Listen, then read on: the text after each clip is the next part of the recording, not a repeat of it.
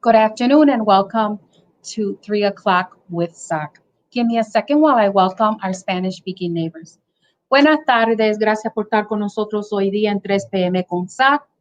Si quieren acceso al programa en español, por favor marquen el número que aparece en la pantalla, que es 646-749-3122. Cuando le contestan su llamada, por favor compartan el contraseña que también aparece en la pantalla, que es 779-328-221. Thank you for being with us this Monday. It's August, folks, August 3rd, 2020.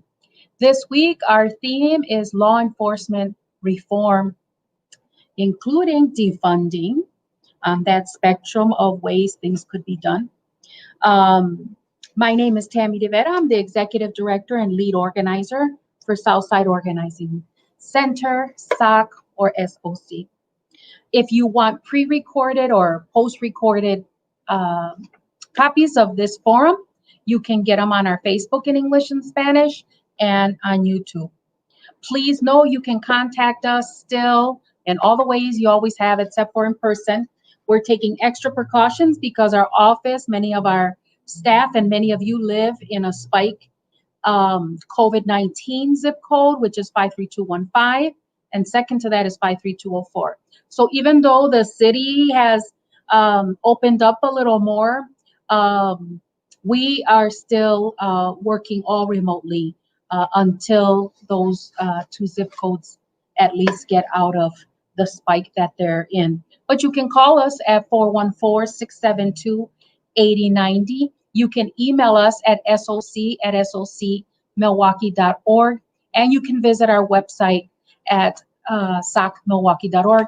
And we have a full page still that we're trying to keep up to date on all the happenings around COVID so that you don't have to figure out all that deluge of information or organize it.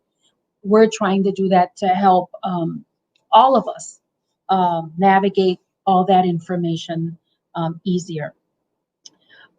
If you appreciate what you hear on the forum or look forward to the topics we're tackling and the information and resources we're sharing, please fill out our survey. It only takes a couple of minutes, and you can tell us there what was helpful to you, what we should keep, what we should change. And as this time gets extended for us, we need to hear from you to see if we should continue the forum. And so please let us know through that survey. It only takes a couple of minutes if you want the program to continue and what information you would like to have on it. Also, folks, because we're all working virtually, you won't see us with masks many times because, for instance, I'm all alone in my fireplace room. And so that's the reason you don't see me with a mask. But rest assured, when I have to go out in public, I do take all those precautions. All right, folks, let's move on to the next segment. As I shared, we wanted to tackle the topic of law enforcement reform, and as I was reminded by one of my colleagues, including defunding. Why? That is the key topics of the day, and we want to make sure that you're all informed about what does that mean? What are the definitions? What do all those options look like? What are the reasons for all those options? What could be the results of those? So before we get started, I'd like to know who's with us today. How about if you say a little hello in the comments so I know who's with us on this Monday. We have our steadies, and so we would want to make sure that we say hello to you all. And I'm hoping we have some new folks. Hola, Marianne. Hola, Diana. Say hello, folks, if you're listening. Alrighty. 4 weeks, I have been saying that as soon as I get a chance, I'm going to share with you the Collaborative Community Committee's report. And other things just kept getting in front of that, but the day has arrived. And so now I get to share that with you all. And so let me explain a couple of things the best I can. Would have been helpful if I would have had time to make a visual, but I didn't.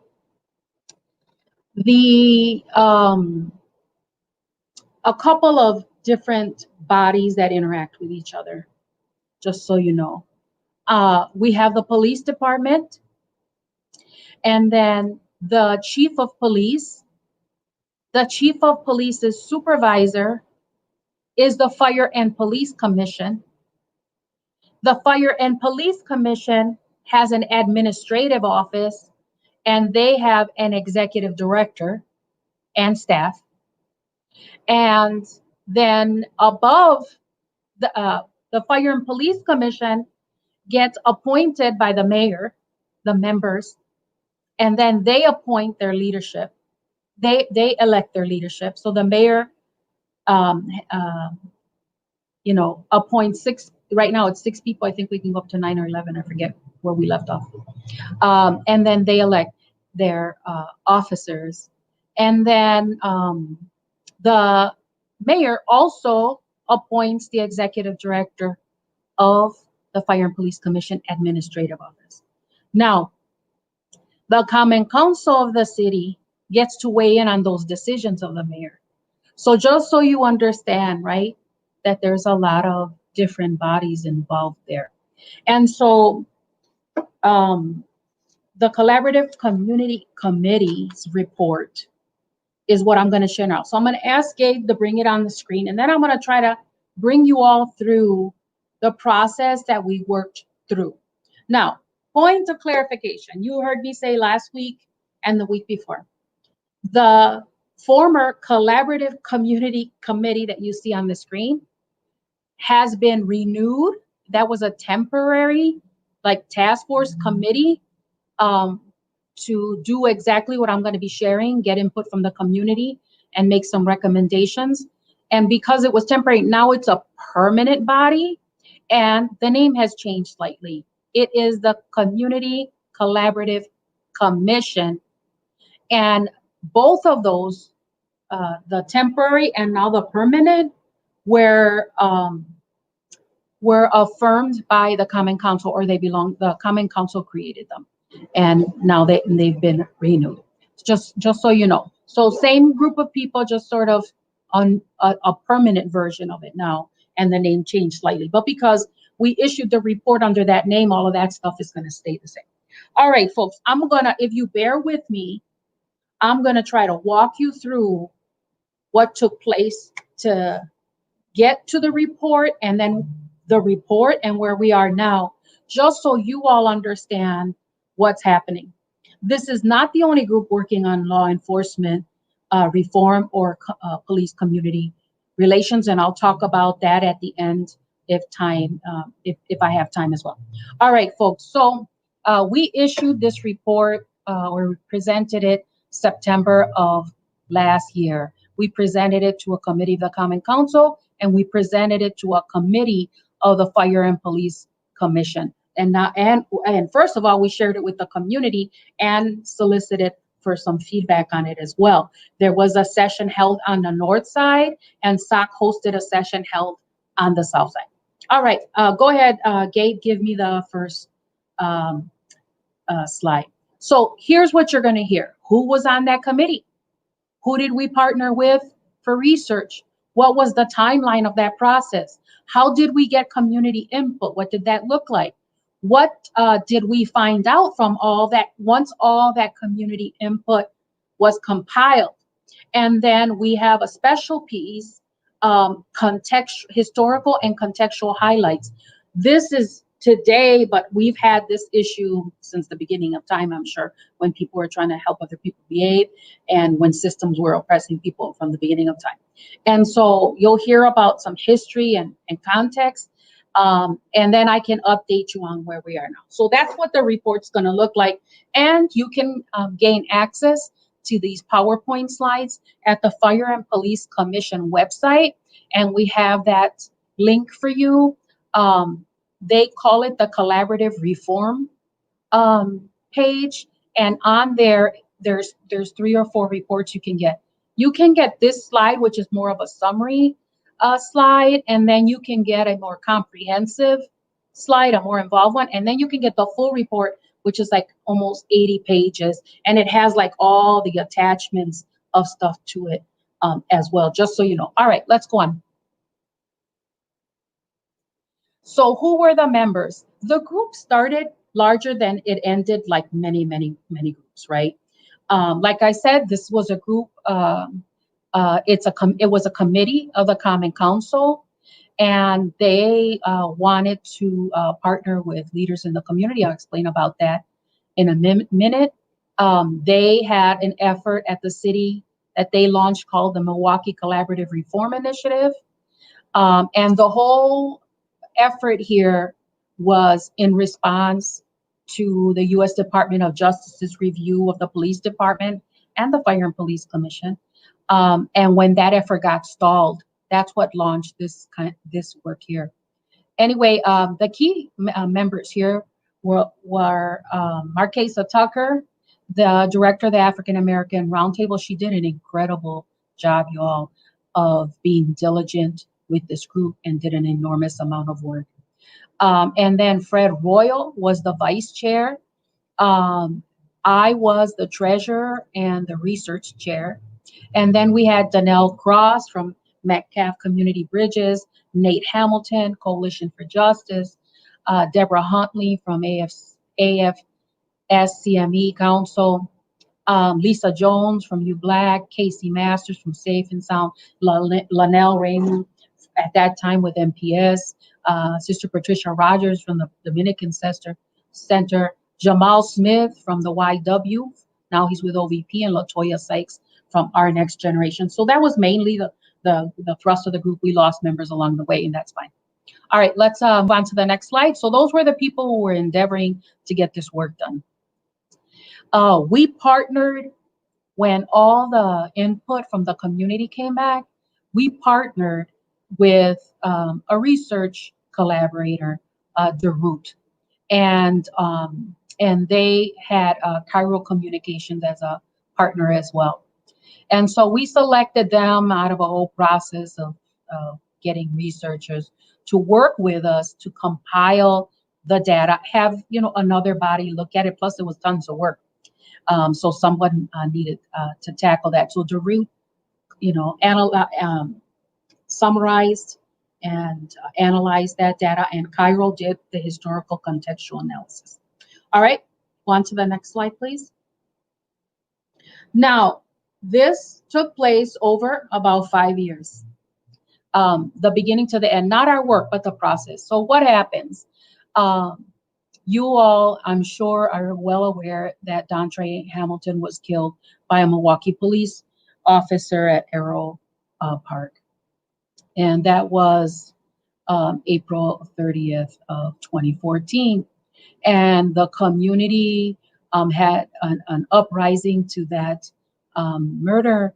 And as a result, the former chief of police, Chief Flynn, requested a voluntary review from the U.S. Department of Justice of the police department. And they came to Milwaukee, and maybe some of you participated in that. They interviewed organizations, and they held a massive town hall listening session at the downtown library. It was overflowing the hall there, and it went on for hours. That's how concerned people were. And I think it was reported over 800 people participated in all of the Department of Justice review, just so you know. And so, and SOC was one of the organizations that was interviewed. Really what they were doing is saying, what's the problem here between police and community? And what are, the policies and practices and culture that is, that needs to be examined, needs to be worked on. And then we were all waiting for that report to come out. And it was stalled. And so folks were getting antsy and putting pressure because we all had sacrificed and all invested in looking at this issue and moving forward. And so the Common Council, the community, the mayor, everybody was like, we want to see the report. So the community found out that the report was given from the Department of Justice to Chief Flynn at that time. And when Chief Flynn was requested, when the report was requested from him, he said it was in draft form and he needed to respond. If I remember the story correctly, just so you all know, a little disclaimer there. And so he was saying it's the Department of Justice who needs to release it. And so just so you all know, then around that time, we had a new president, President Trump, and he put a stall to all of these Department of Justice processes. So now the Department of Justice is stalled. Flynn is not releasing the report because he says the DOJ should do it, but the DOJ now is stalled. And somebody leaks the report to the media, and the media makes it available. And so at that time, Marquesa Tucker of the African American Roundtable, or the African American Roundtable, started sharing the report with the community, asking them what they thought about it and what should be the next steps. Because of all that investment, no one was willing to allow that just to go to the side, be ignored, and the problem not be addressed. And so they began that process of getting community input, and they also started reaching out to other organizations across the city, including SOC. And we were very interested in joining their efforts to ensure that Southsiders got access to that report and got to respond to it, and were invested in the decision making on what to do with the information moving forward. And so about that time, the Common Council started that collaborative reform initiative. The FPC did. The mayor was interested in moving it forward. And now, mind you, now Marquesas and the African American Roundtable is sort of forming a larger coalition of folks. And the city folks don't want the Department of Justice report to not be to be ignored as well or stalled. And they approached Marquesa and the group to make it a committee of a Common Council and house it in the Fire and Police Commission. And so that's how it became formal, but the community was really leading this, right? From the time that Dontre was murdered to the time that the African American Roundtable started involving the community was the thrust around it. And so they appointed a group of us, and I shared who those folks were and said, what do you think about, we wanted to know, out of all the Department of Justice findings, and we'll make sure that you get a link. Maybe Andrea, if you could look for it. Andrea's our staffer who's keeping the comments going, the information in the comments. If she could maybe look for the Department of Justice's report, so that you all can have it and look at it firsthand. So they said, we want to bring a group of you leaders who are trusted in the community to tell us what are the priorities in the Department of Justice's report. And if you ask, you've heard me say this if you follow us here. If you ask a community organizer their opinion about something, generally, we're going to tell you, we'll ask the people and let you know what they say. And that's what we did. There was a little tension around that response because they wanted to move for us to give our thoughts, but that's not, and most of the committee were community organizers. And so we took that report and went to the community. Then I'll talk about that process in a second, what it all involved in more detail.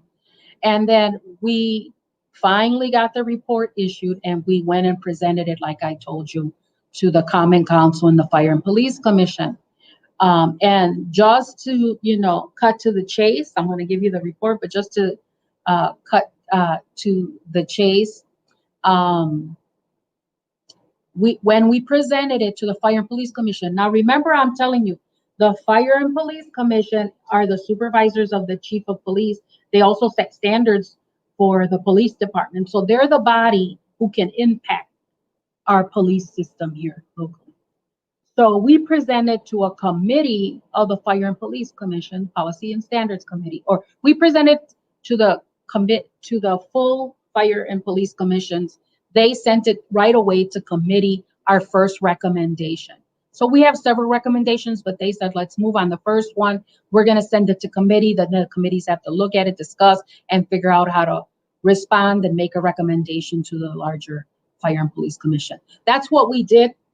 And right now, just last week, I want to say, my weeks are running into each other. Just last week, we did our first session on our first recommendation, which was to formalize a community-oriented policing policy within the Fire and Police Commission. The Fire and Police Commission is enlarged the input group. So the CCC was there and some other groups to talk about what's the process for co-creating a community-oriented policing policy. That's where we are now, folks. So I'll ask Gabe to go to the next slide. So it started with, this last effort started with the murder of Dontre Hamilton, and now we're here today really reliving sort of what happened 5 years ago in a new light, right? What happened with George Floyd and Joel Acevedo and all kinds of things that have been happening locally. All right, so how did the report get formed? What we did as a committee was go across the city and partner with community organizations. We partnered with 18 community organizations that held 45 hubs, groups of folks coming together, looking at the Department of Justice findings, and then responding to them how that problem could be solved. Okay, that's what happened. And that's hundreds of people. SOC alone had a safety summit of 110 people attend and look at the Department of Justice findings and respond. And we were really intentional. We wanted to make sure that we had seniors and youth. So we had a hub for seniors, a hub for youth, a hub for resident associations and business improvement districts. We had a hub for our immigrant Spanish-speaking community. We had a hub for victims of domestic violence. We had a hub for offenders of domestic in domestic violence, et cetera, et cetera. So we were really intentional, okay? And many of the other organizations were too. So we're talking about hundreds of people now gave input. And then we partner, and in addition to that, there's two things you need to know. One is, it is a principle of community organizing to create a safe space where folks can express themselves. And so it was important to us as well to ensure that police officers had safe spaces that they could respond to the Department of Justice findings. And so there were 3 of those hubs were actual police officers. There was a hub for the supervisors, a hub for the League of Martin, which is the African American officers like association, and the group of folks at the police department who belong to their LGBTQ group. And so those were 3. Now we invited like all police and the Milwaukee Police Association to participate, but in the end it was just those 3, but we're grateful that those 3 groups also gave input. So now we have the hubs, and we have including the police, and the Fire and Police Commission issued an online portal so that if people didn't want to go to a hub, they could submit their ideas and thoughts online. So that's a lot of data, folks, and that's why we needed to partner with the Research Hub. Now let me tell you who of the groups participated. The African American Roundtable, the Boys and Girls Club of Greater Milwaukee, the Hmong American Women's Association, the League of Martin, Organization of African American Police Officers, the League of United Latin American Citizens, LULAC, Metcalf Park Community Bridges Association, and the Dominican Center. Some of the groups paired together.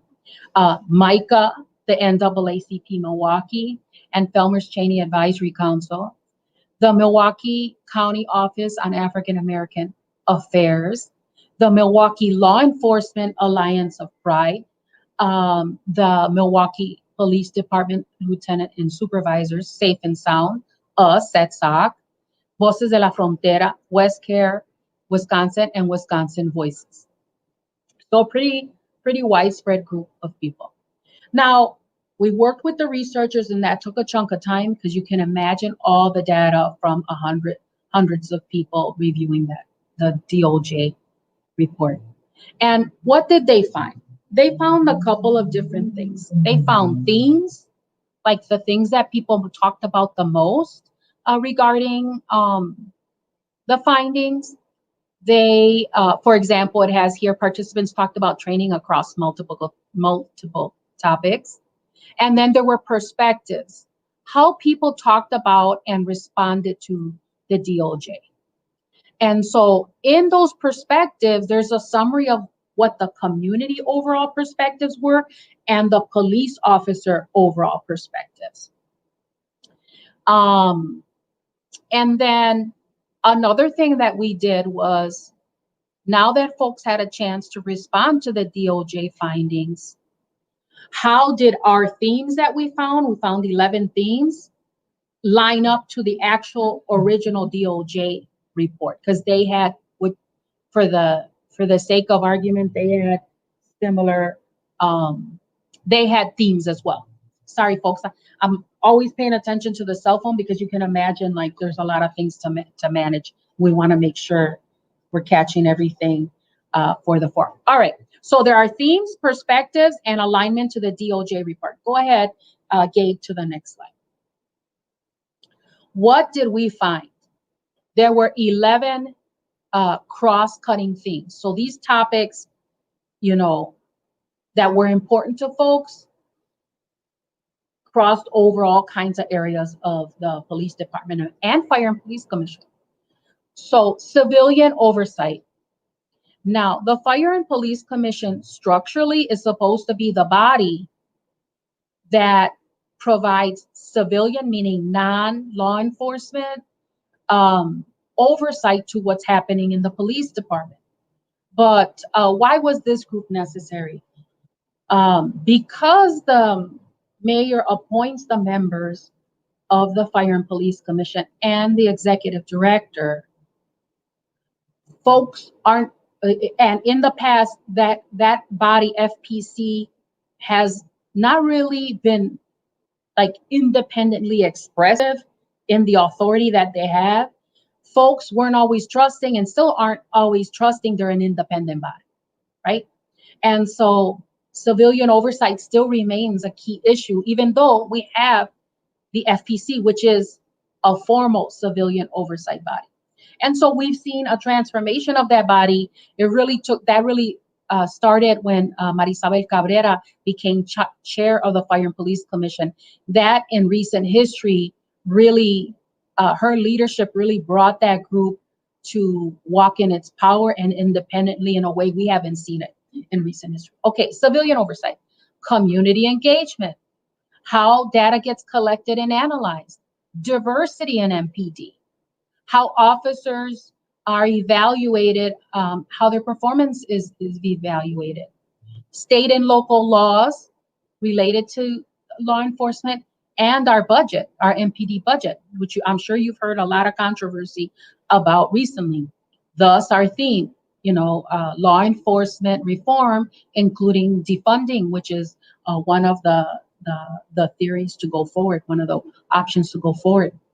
How MPD is organized, its management, and the FPC's administrative authority. How we recruit and hire police officers. The policies that they have to operate under. How we promote them and how they develop in their careers, how they are trained, and how they individually grow in their roles. Okay, those are the 11 themes. All right, let's go to the next slide. Are you with me, folks? It's a big report, and that's why I kind of was waiting to when I should share it. But now, you know, given all that's happening these days and all the movement we're finally having, it's important for you to hear what probably many of you participated in. All right. Remember I said there were the themes. That's the 11 themes. And then I said there are perspectives, the community's perspective and law enforcement. So overall, the perspective the community had was to the DoJ findings: increased community engagement, increased representation of women, people of color, and the LGBTQ plus community in the department, bring back the Milwaukee residency laws. If you're not familiar with that required police officers to live in the city of Milwaukee with the confidence that if you live here among the people, you're going to have a different investment and appreciation of folks here and understanding of what's happening here. The need for even more community oversight. I already told you that FPC kind of wasn't trusted as being independent. That we would prioritize community-oriented policing, eliminate barriers to hiring, mandate mental health and cultural competence, and implicit bias training. So those were perspectives that, you know, overall, if you had to summarize, were appearing in many discussions. All right, let's go. That was the community. Now let's go to the police officers. The police officers' perspectives crossed 7 of the 11 themes. And what was their overall perspective? That community advocacy was needed to change some state laws. They feeling like that was obstructive to them being able to move in stronger ways. The need for consistent standards and procedures across the department. They also think that there needed an overhaul of MPD.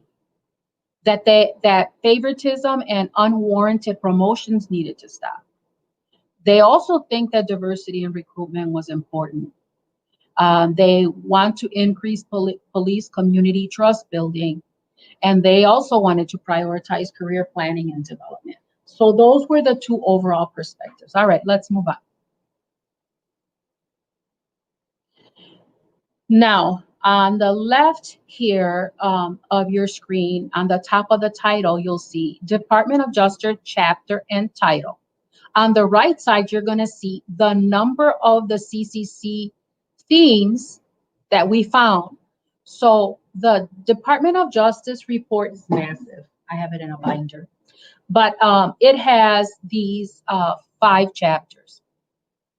And it breaks them down into recruitment, hiring, and personnel practices.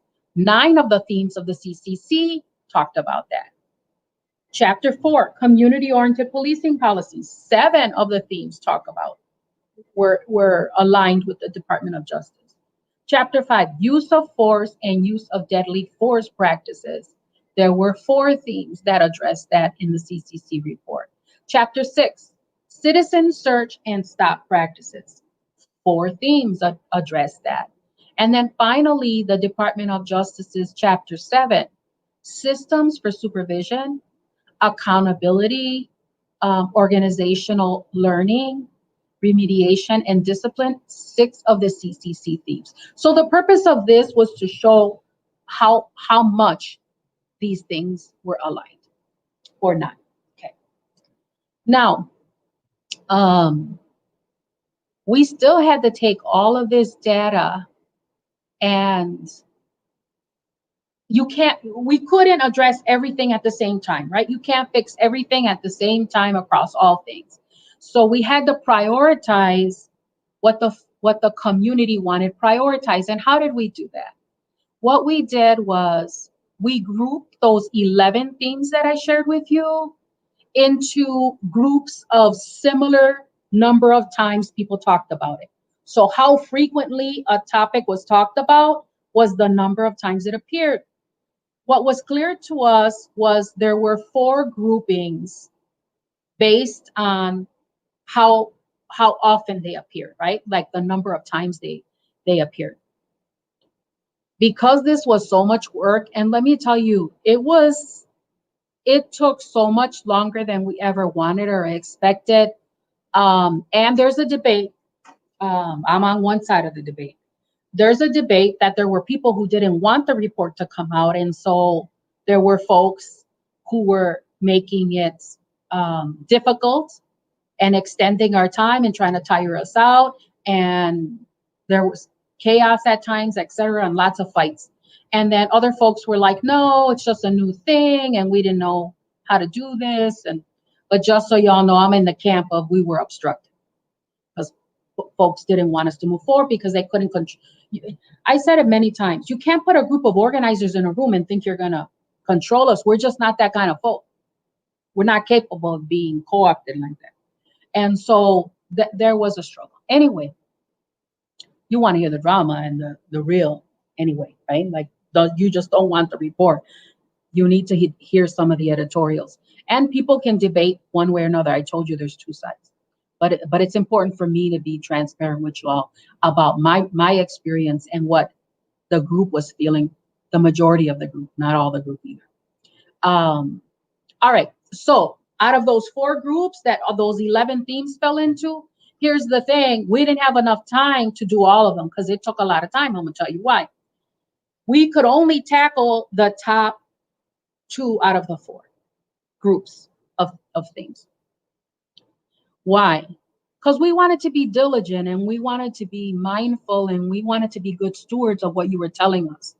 So we took what y'all said who participated, looked at the Department of Justice findings, looked at the ACLU law settlement. I'm going to make a connection to that in a second, and looked at the response that the Fire and Police Commission and Milwaukee Police Department submitted in response to the Department of Justice finding. So we wanted to like sort all that out. All right. So that took a lot, you can imagine. And then to synthesize it, like take all of that and try to create 1 or 2 sentences only that captures that. It was quite an undertaking, and I'm very proud of what resulted, but it was a lot. All right. So overall, this is what we had to say. Can you go back to that slide still? Yeah.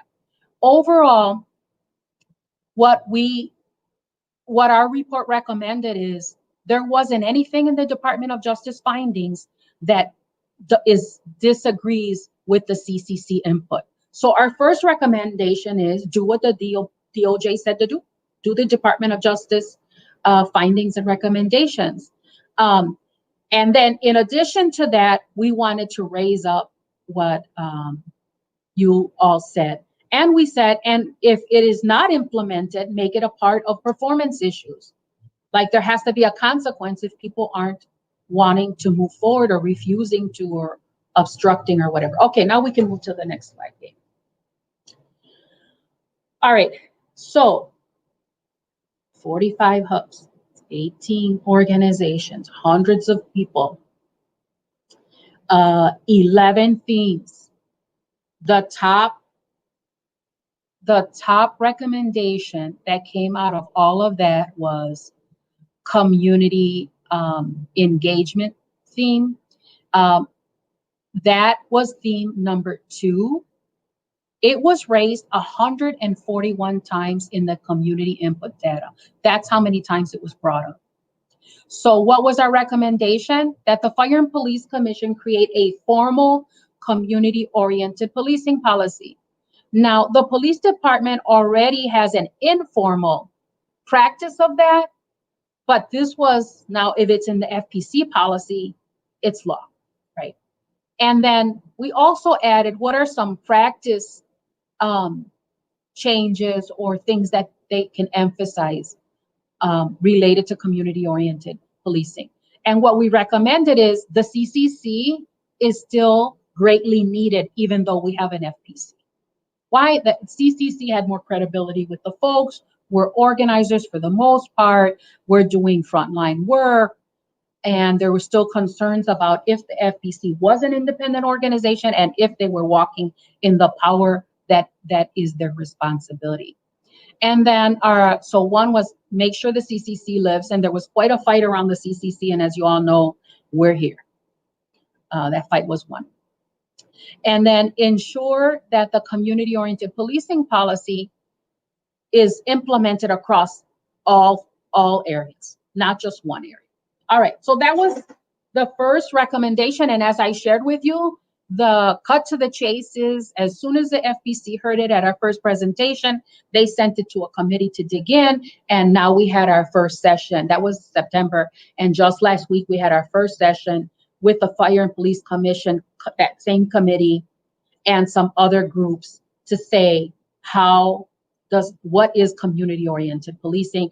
And the way I described it in my report the other day was that we're going to co-create.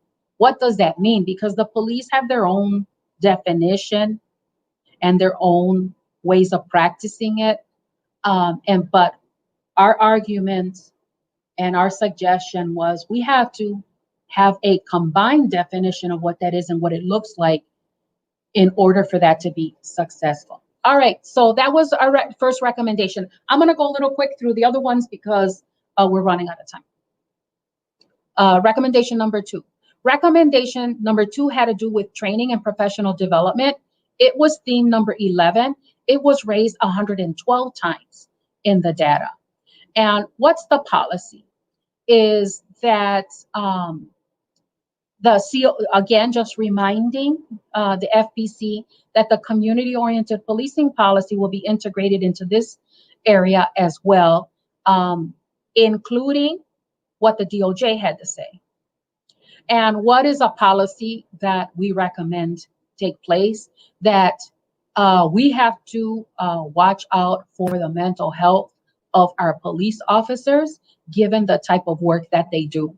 And so the recommendation is that police officers would have a mandatory annual visit with a counselor, a chaplain, or a psychologist with voluntary access to offered resources. So they get a check-in every year and are offered resources.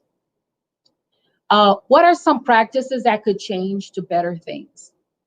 That they need to be transparent about what the training curriculum is for police officers and who is training them, right? Because we obviously got a problem here, so what's going wrong? And training needs to be culturally responsive, and it needs to be evaluated. And if out of that evaluation, the training is not being effective, then we need to identify and make changes to correct it. That training curriculum and trainers and evaluators should include community members agreed upon in collaboration with the community. And if that's not done, again, that there's accountability, that there's a consequence to that. The thought here was we have a wealth of information, experts, practitioners in the community that could also, be an asset instead of the police department having to operate in their own bubble. All right, next recommendation. The SOPs, standard operating procedures, are like the guidelines that police have to follow. That was theme 8. It was raised 92 times.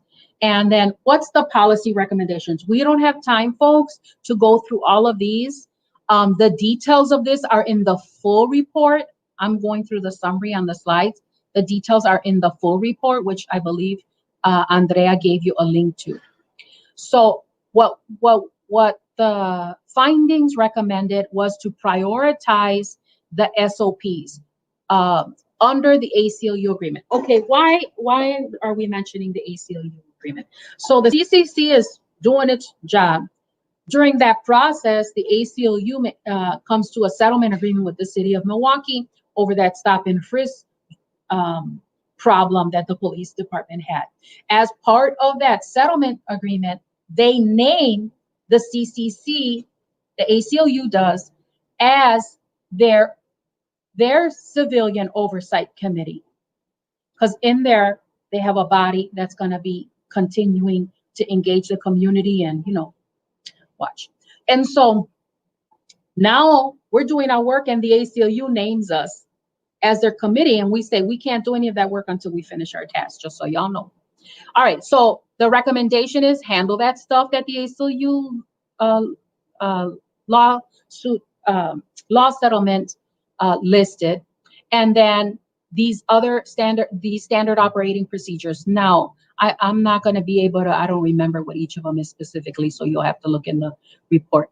But also what it does do is say that regarding SOP 130, that the language and recommendations put forth by one of the hub partners, Voces de la Frontera, should be used. And that for SOP 747, the word shall will be replaced with the word must, which had to do with the body-worn cameras must be made public within 2 weeks of critical incidents. So those were just two SOPs that were very important at that time that rose to the surface. Okay, what practices could change as a result of those policies? That the FPC is required every year to do an audit of their SOPs. And there's a lot of them, so it doesn't seem reasonable with the resources that there are now or the systems in place to have them audited. But we said at least any changes since 2016 forward, any changes that were made are going to be made need to incorporate community engagement in agreement with the CCC. And that a piece that's missing is the education outside of the FPC meetings for both community members and MPD personnel. If you've attended these meetings, you hear it, like there's a report, you get 2 minutes to respond to it. There's tons of things happening. So folks were feeling like more attention needed to be paid. Okay, last one. MPD Recruitment and Hiring. This was theme 7. It was raised 79 times. The policy that those involved who develop and implement recruiting and hiring systems, they have to be culturally competent. They have to be a diverse group of folks. They have to demonstrate that they have successful community relationships. And recruits and staff have to exhibit that they're culturally competent. And they need to reflect the makeup of the city and be able to demonstrate that they can implement community-oriented policing policies that they can. What's a practice that could be changed? That background reviews that could be barriers to being hired or employed with MPD or FPC, especially those that like restrict historically marginalized communities, need to be reviewed and seen. Is that really necessary to eliminate someone from potentially being a police officer? All right, folks, it's 3:48, very, very overtime. Well, not overtime, the report is massive. So I'm gonna just do some highlights here. We're almost to the end. That was a report. Those were the findings. That was the recommendation. Now, this that we're going through today and that we went through when the CCC started around Dontre Hamilton is not new to Milwaukee or to the nation. We've had problems with abuses of power always. We've had problems with racism always and today. And we've had problems with police brutality always and today, right? But we can't forget history because it makes a lot more sense when you look at it over the years.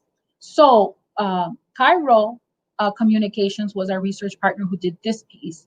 And basically the conclusion was, it's been 70 years that the police department has dealt with racism and discrimination.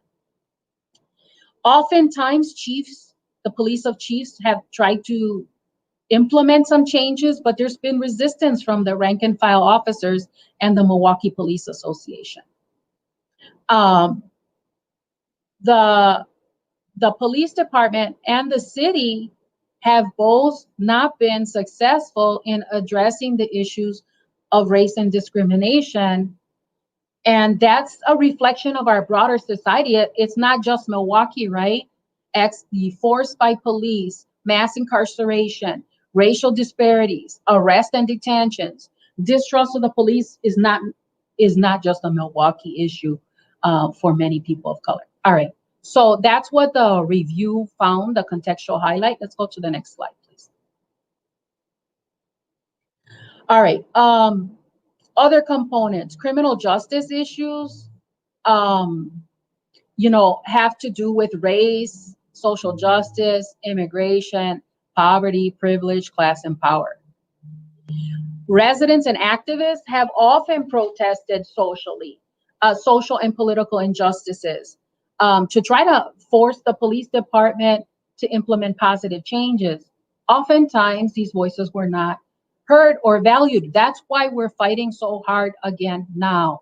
This is the time, right? We're not retreating. We're not going back. We only will accept victory moving forward. Like, it has to change for the better moving forward. And then all of these things that I just mentioned from the contextual highlight, they have sustained, this environment that we have of a problem between community and police distrust. And it's not just a law issue, right? It's detrimental to the entire city and the way we all operate in our personal, professional, communal lives. All right, go on to the next piece. Okay, what has not resolving this problem done? Well, the obvious of the death of folks, injury, trauma, distrust in the police and the government, right? Also, adverse city, police, county practices like over policing, over surveilling, zones that are segregated. We all know that metropolitan Milwaukee has the disgrace of being number one segregated metropolitan area. Sometimes we lose a little shame and drop to 2 instead of 1. But we have a divestment of funds or of investments in certain areas in the city, right, where we have concentrated poverty. And then this disproportionate impact of all these policies in the criminal justice, we know who it's really impacting. It's impacting Black and brown folks. But for example, the Black male incarceration rate here is the highest in the nation in Wisconsin. You got to ask yourself, what's different about Wisconsin that we incarcerate the largest amount of Black males? It's the highest in the nation, but also it's double the national average for the population, according to the 2010 census. There's a problem in Wisconsin if you don't believe there's a problem in Milwaukee. And then where do most of our African American community members live, or those males? In Milwaukee. You understand what I'm saying? There's a problem. All right. So it's bigger than what we're just looking at right in front of us, or today, or 2015. It's been a long time coming. And if you don't believe it, that number there should be alarming. Police misconduct and excess use of force. If you don't care about the moral reasons, the social reasons, maybe you'll care about the economic reasons. Almost 30 million, I'm sure it crossed over 30 million now, because that's where we started. $30 million in settlements, and there's still some pending. It has forced the city to take out loans, pay fees on those loans, and pay interest. Now, that's a problem. All right, that's the cost, folks. Now, in the report, you can see all the details of what year, under what police chief, which incidents resulted in what type of a claim.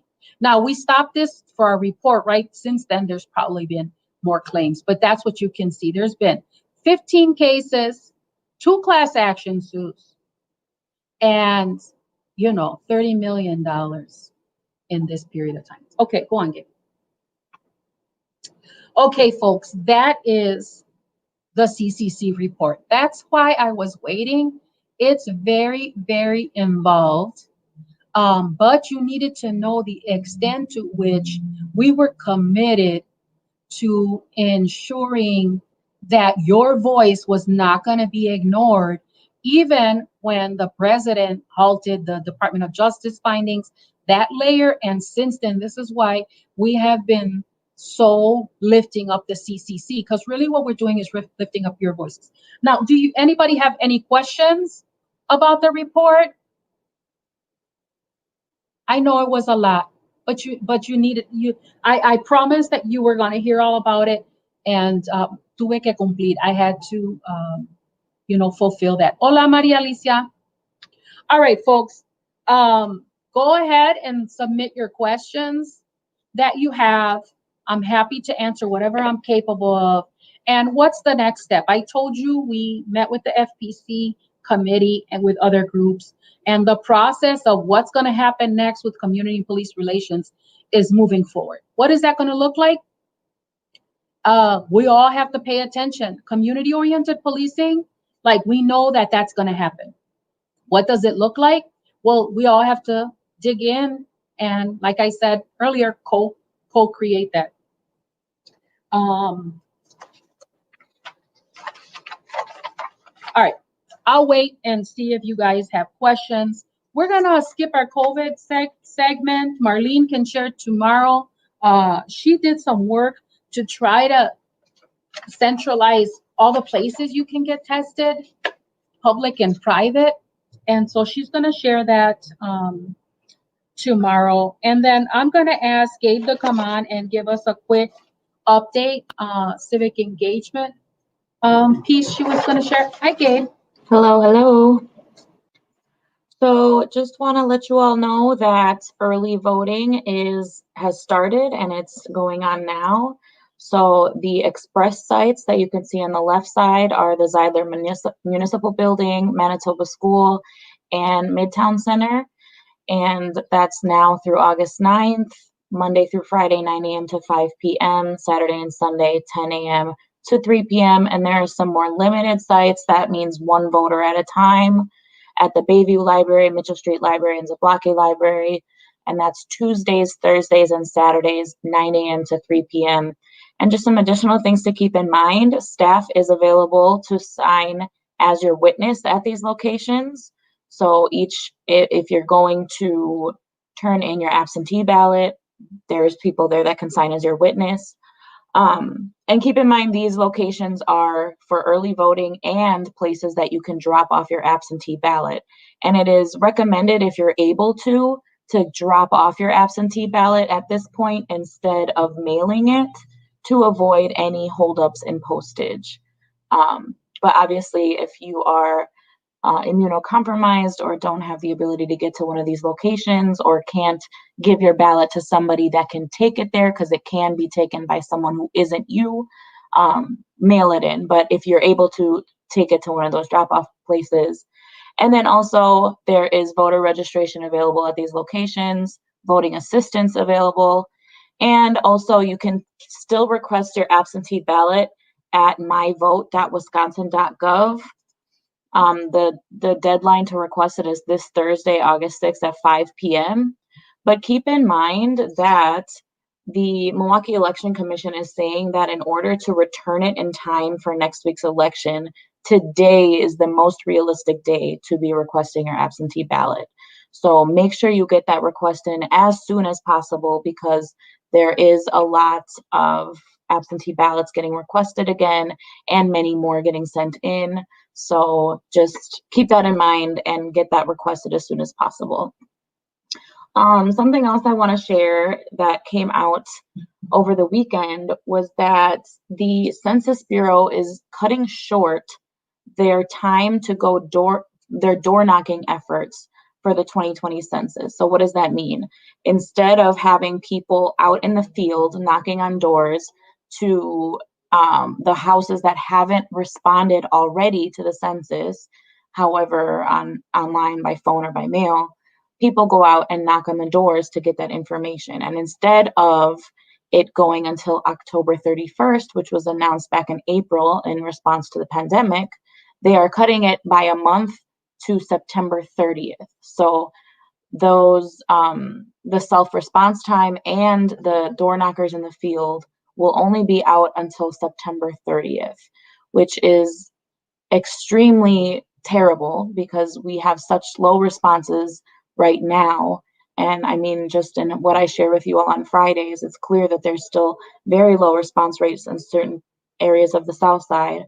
So it also just, there's already many populations, especially people of color, who are hard to count and often undercounted. And this is just going to add to that discrepancy and disparity in count. So this is not something that we're happy to see. And there are petitions and other letters going around by different organizations expressing that they're very against this happening. And I just want to quickly read a statement by one of the Census Bureau employees that confirmed this information, and they did so anonymously out of fear of losing their jobs.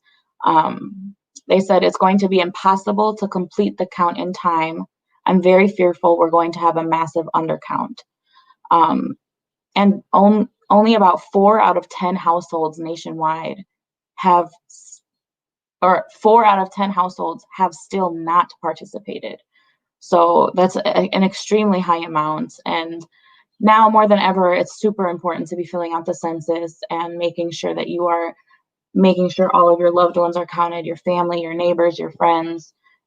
It's just so important. And it's just yet another effort to have an undercount, which is only going to harm our community. So just wanted to let you all know that and let you know that there are people working to make sure that this can be extended yet again. But please know that it's so important to fill out your census. So make sure you get to do that as soon as possible.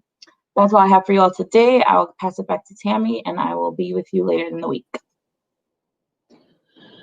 That's terrible news. And so what we can do from our part, Gabe, will you find ways folks can respond to demand that the original timeline be honored for the census?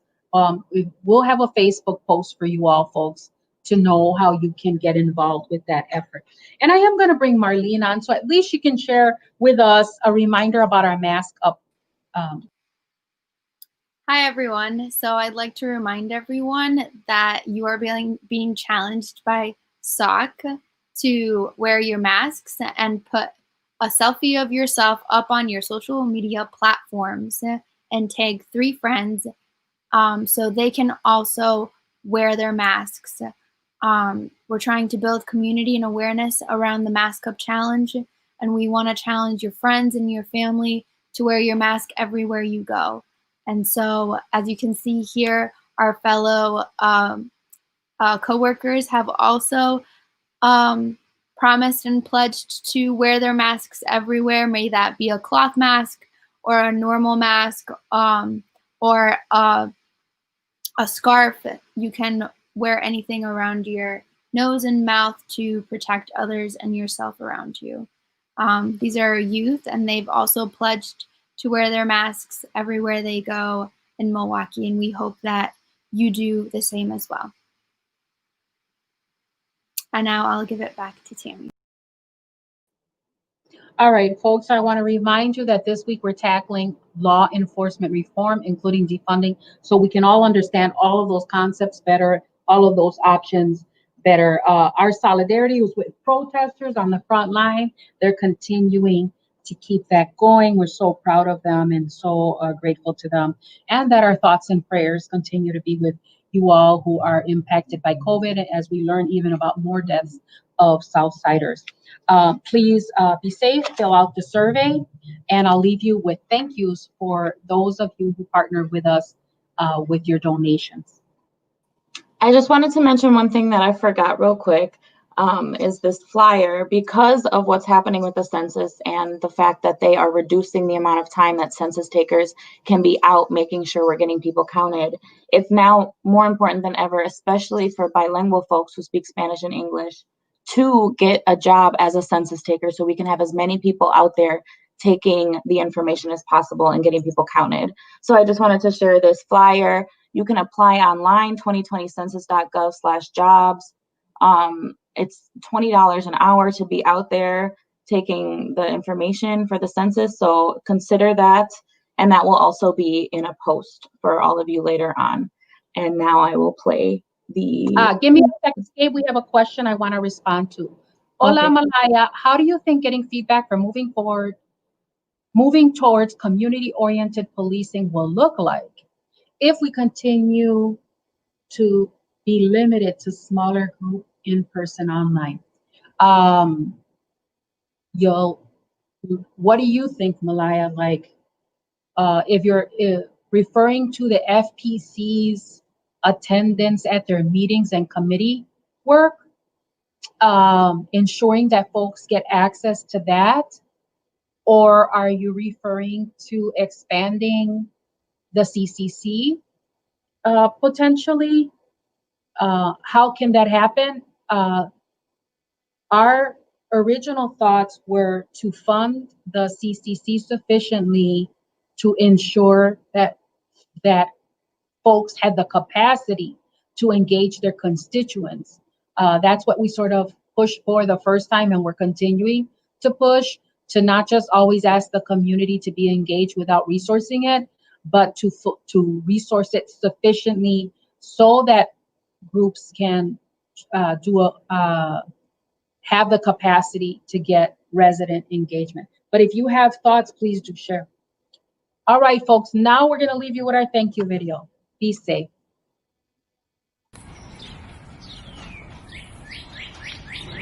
I'm Juan. And I'm Mitzi. We would like to thank everyone for supporting our 3 o'clock with SOC live show. And for completing our SOC survey. In addition to thanking our residents and tuning in and sharing our show. We would also like to thank our sponsors. Catholic Campaign for Human Development. Wisconsin Voices. City Development Block Grant. Zebler Foundation. City of Milwaukee Office of Violence Prevention. Movement Voter Project. Tide Foundation. City of Milwaukee Promise Zone. 12th District Alderman Jose Perez. All the faithful individuals who support SOC through their personal donations. Thank you.